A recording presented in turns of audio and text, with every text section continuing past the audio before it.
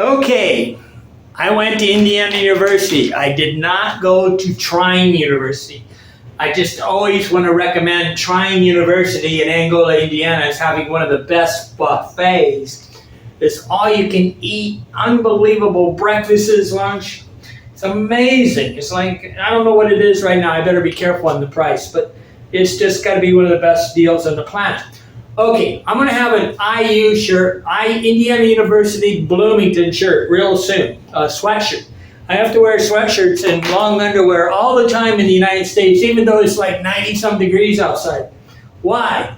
I'm always in air conditioning and it's too cold for me. Okay, today I'm going to talk about tiny homes.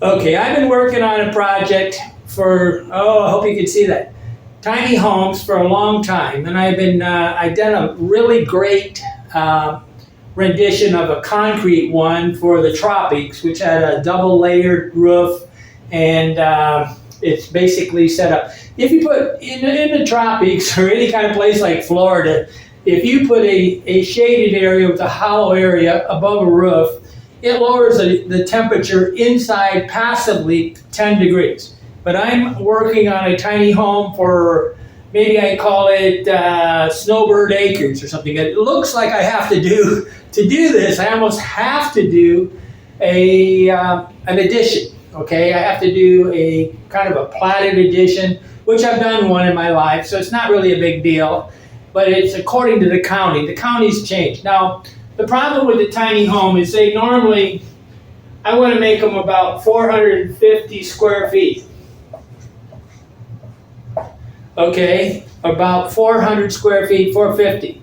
And what's that problem with that is the counties will require that there's a minimum of 1,000 square feet or 750 square feet, because what they're trying to do is protect the land values. And I don't blame them.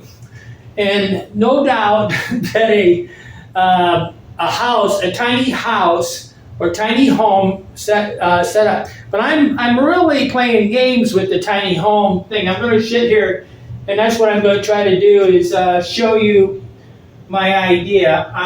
I've kind of got it. I'm going to have like a 20 by 20 house. Okay, and then there's going to be a area around here about 10 feet all the way around the house. This would be for an older person. So what you're doing is you're looking at it from up top. You can lay out the middle anytime you want to. At 400 square feet, one of the things that kind of solidified the square footage was I went into a HUD apartment complex, and everything in there was like 450 square feet. And they're pretty nice apartments. And you can lay these things out in multiple ways, but I'm trying to take advantage of what people do not take advantage of. This is, say, 10 square feet, 10 by 10 by 10 by 10 by 20, so that's 200, so 600, 800. There's almost 900 square feet here. And this is 400 because it's 20 foot. Okay, so this is so you really have, in the summer, you would have, let's see, 400 plus 900, you'd have 1,300 square feet. Now, all these numbers don't mean anything because until you start building them, it doesn't really matter. And I'm not going to build bigger than about, say, 550 square feet. Why? Because I want the person to have one less decision, okay? What I see is in the United States right now, we have two things: hoarding, use storage. This hoarding and use storage has become a radical problem. I mean, I'm going to write an article for the newspaper. I've got like 20 ideas on newspaper articles I can write. And I'm going to just start writing them and giving them to the newspaper because I don't know. It's just easy for me to do. Okay, but the hoarding and the use storage has become the addiction to buying stuff and the addiction to sugar and hoarding are two of the major problems inside the United States. But if I limit the amount of square foot, some people will realize they can downsize and they can do it. And they need this is going to be the third home. So what I would call this is the third home. So let me erase some stuff. When I was out in Carmel by the Sea, California, it was one of the most expensive cities on the thing, and they had a bunch of tiny homes too, because they used to, it started out, I guess, as a bunch of bohemian, Renaissance, hippy-dippy, whatever artists, and turned into an expensive place. I mean, Clint Eastwood, I guess, was one of the mayors there, but they said it was the number one third home place on the planet. Okay, I'm going to call this the third home, okay?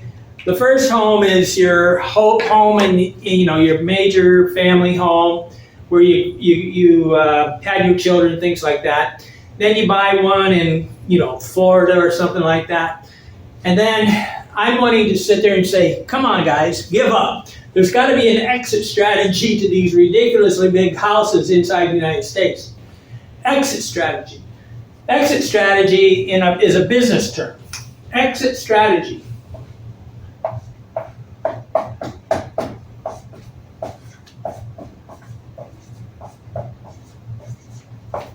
A business needs an exit strategy. You need an exit strategy when you are employed, okay? You got to say, how do I retire gracefully? Unfortunately, people just get up to the age and they suddenly just hit the wall because they have no anticipation of what they're going to do after they're retired. But the third house, the idea of the third house is, this is a throwaway house. I'm trying to get these houses built, and I don't think I'm going to have much trouble. The cost of the lot and the development cost is something I haven't been able to get a grasp on, but I'm going to try to sell these houses for right around $45,000, so cheaper than a car.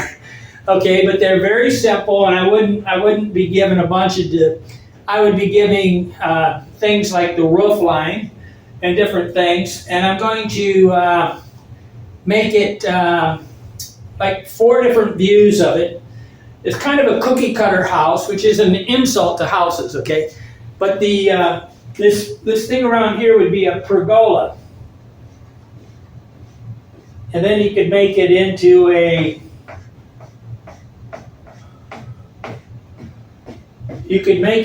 a covered roof by many different ways, and that would be sort of up to the buyer of the house. Okay, how they convert this pergola, which is kind of a series of wood slats, like every 16 inches or something like that, that go around, and they're meant to make it really artistic. Okay, and the goal here is that I give them usable space all the way around here. Now, what we would do is, to make it standardized, there's going to be French doors on each side of the house.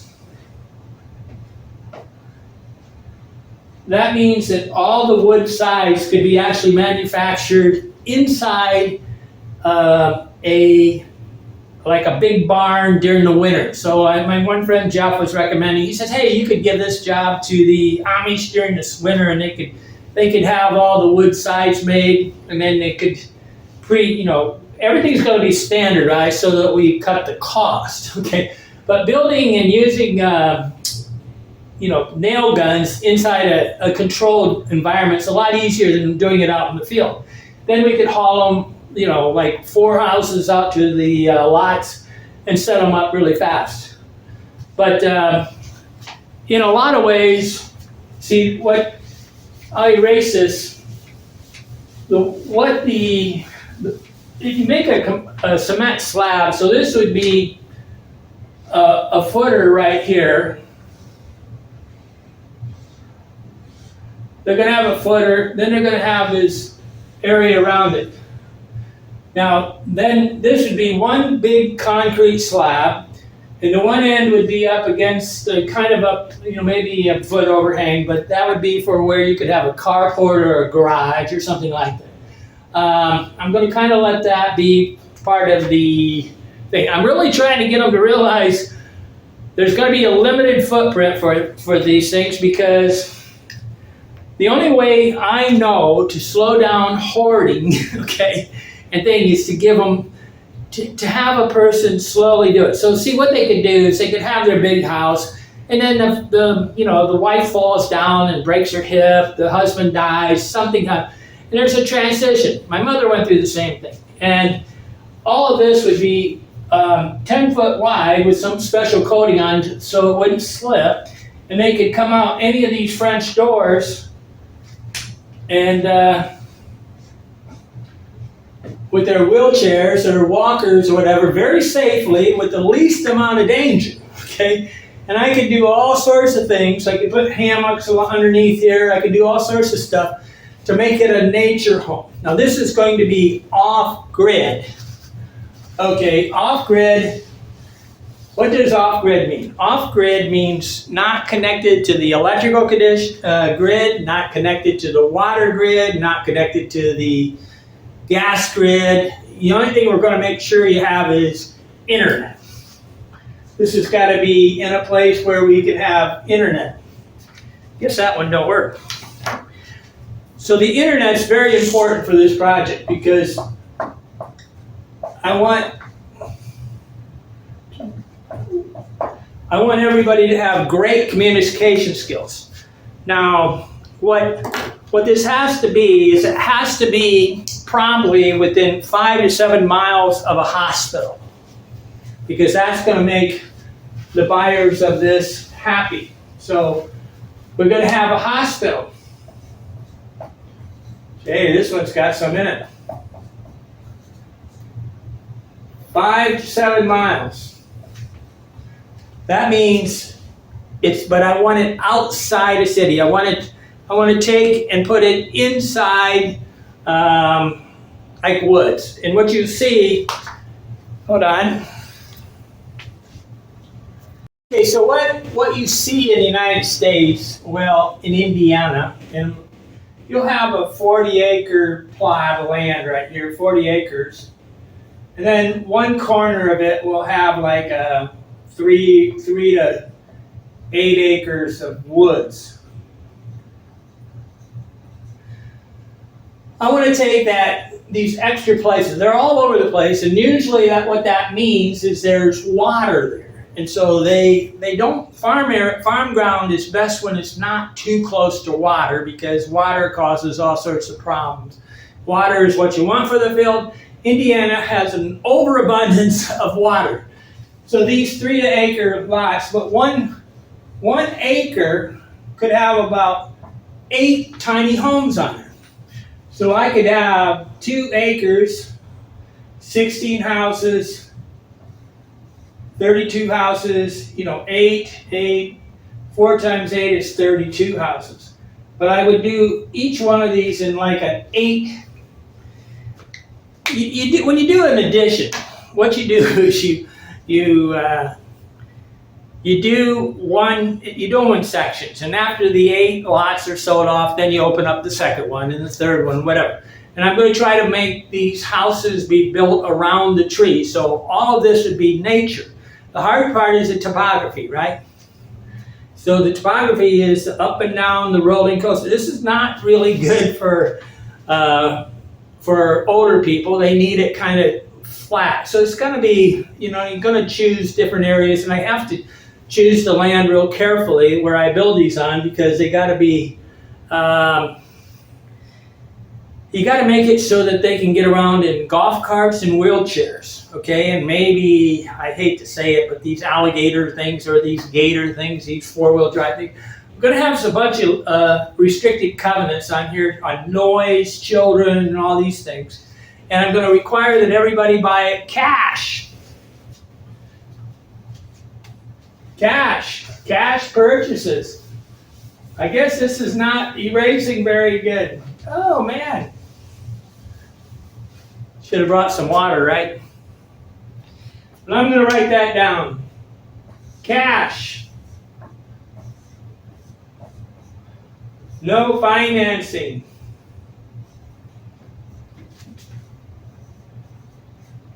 Mortgage.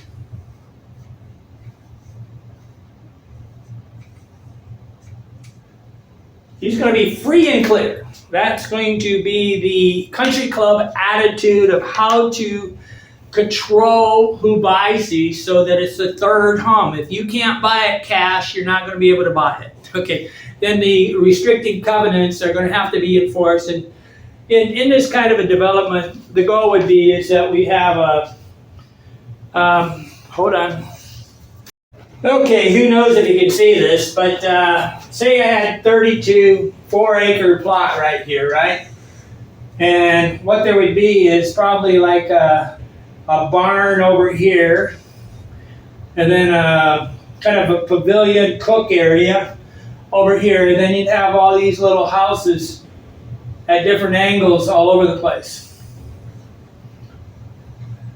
Then you have all these pathways leading to the barn, and then you have one drive coming in, okay? So you got the biggest danger inside the United States on having any of these things is snow, okay?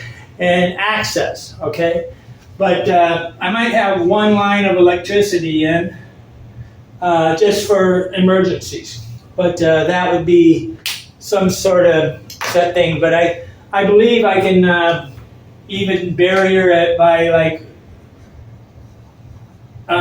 solar panels and then maybe some wind. And what the big deal about this house is I'm going to give them absolutely the biggest bragging house possible. You know, fingerprint entry as a lock. You're going to be able to have your lights go on and lights go off as you want them. You're going to have every kind of play toy possible. I'm going to make it so that there's, on all the walls, I'm going to have, one of the things that people don't really do on houses, which is kind of sad, is when you have a wall, say you got a wall over here, they should have shelves on the wall. Why? Because that makes insulation. So it adds to the insulation. I don't know whether I'm going to have a 2x4 or a 2x6 wall. A lot of this stuff is, I found a builder that could do this. Okay, what did I find? I found an Amish guy that is in Spencerville, Indiana, and he already lives off the grid. I need to bring some Windex. I have some in my car. I wasn't quite planning on doing this today. This is all me just having stuff in my head. Okay, so when you live off the grid, you're going to have, let's see, water. That's pretty easy. Sewer, which is septic systems. Then you have gas, which can be propane. You don't have to have connection to the gas thing. Electricity. The electricity can be with solar and wind. And then an extra line, that would be to make it so that it's a thing. The goal would be is that we would be using these mostly in the winter. This is the third house. This is meant to be for 6 months use, and you're going to go to Florida or somewhere, Arizona, and you want a third house that's economical. It's kind of a throwaway house in a way, but it's a very, very upscale neighborhood because I'm making sure everybody pays for it cash. This is not meant to think, going to limit the number of certain things. This is meant to be quality living, okay? And but it's a third home, and it's meant to be something that, and after, what I would also do is say I had 32 houses in total, the persons wouldn't be able to sell their houses, because they, the minute they're done, they'd be worth like, say they paid $45,000 for them, or $50,000. The minute they're done, they're going to be worth $80,000. But nobody's going to be able to capitalize on that investment until we get the whole addition sold, okay? And then we're going to be very careful about the sales. And I'm going to have to do a lot of research here on what the conditions of sales. Trying to control how people sell things is hard because people don't really understand zoning laws. They don't understand house covenants, and they don't understand that these protect the value. Okay, they think I want to do anything. A swimming pool might be nice, but I'd rather probably do a hormesis thing where you have a sauna and a jacuzzi type situation, a hot tub, because that's hormesis. That's really good. I'll have it so that thing. But if I could get a big enough nexus, a big enough group of these things, it could be a retirement center, and we could say we had 100 houses, then we could supply probably things like, well, we'd have cleaning services. That's pretty easy to do. Lawn service is pretty easy, but on-call nurses where they're living on the property, and they come over and help you, because there's going to be a sense of community to this. If people don't, I'll do great lengths to make sure that everybody realizes if you don't like people, don't buy one of these things, because we want people that like people and they want to talk to people and they want to have a nice life. On the other side is these grumpy bears can go, they're tired. Their retirement is they are tired. This is not for them. This is for the world traveler. I'm designing a house that I want, okay? I want something simple, and it's going to be able to flip a couple switches. So what the goal here is that all these utilities, you're going to be able to just say on, off. The biggest problem would be draining the lines or making them ready, but we'd have a person probably that could go and there's some liability problems there. I mean, we might have everything set up so you could go buy a winterizing thing and you winterize your house yourself, okay? Or we could call up a service and winterize this. But this is not it's not going to be, if the house is designed right, it's going to be easy to winterize, okay? But very few builders, the builders today, they depend on all the wrong things. They depend on air conditioning, heating. They don't build houses so that they, see, a house should be built, in my opinion, if I'm going to pay $300,000, $4 million, it's going to be so that the sun comes up in my bedroom and I got this, sunrise coming up and I'm going to watch the sunset from the other side of my house, and I'm going to have different areas for different things in concordance with what the environment has, right? And you want to have things in simpatico with nature. You want them in harmony with nature. Okay, I'm having a lot of fun on this project, and the reason why this is an easy development is really all I need to have is, hold on. Okay, a lot of developments are really easy. What you do is you say I had the 2 acres. There's going to be 8 homes each. This would cost right around $30,000 for farm acres, okay? And then what you can do is you can pre-sell these houses. You can take down a deposit of, say, I don't know, $3,000 or something. And then once you get the correct mathematical feasibility, then you start building, okay? The bigger cost is development cost. And that can vary according to the thing. I would say development cost is right around $10,000, $10,000 to $20,000. And that's got to be, factored into, 32 houses, right? And then the common areas like the barn and things like that. And, but obviously it'd be a lot easier if I just built 32 houses at one shot, right? And then we moved in everybody, and it'd be retirement living too. So actually could be a very good investment for somebody that wanted to own a retirement home area. Much better than living on a street with a bunch of people driving through your street and living in a duplex. Yeah, you got a lot of square footage, but you have no community, whatever. This whole thing works because I'm creating community. And what do older people need to keep their brains from going mush? I mean, the reason why people have dementia is because they're not challenged, okay? they're not challenged with new people, new experiences, whatever.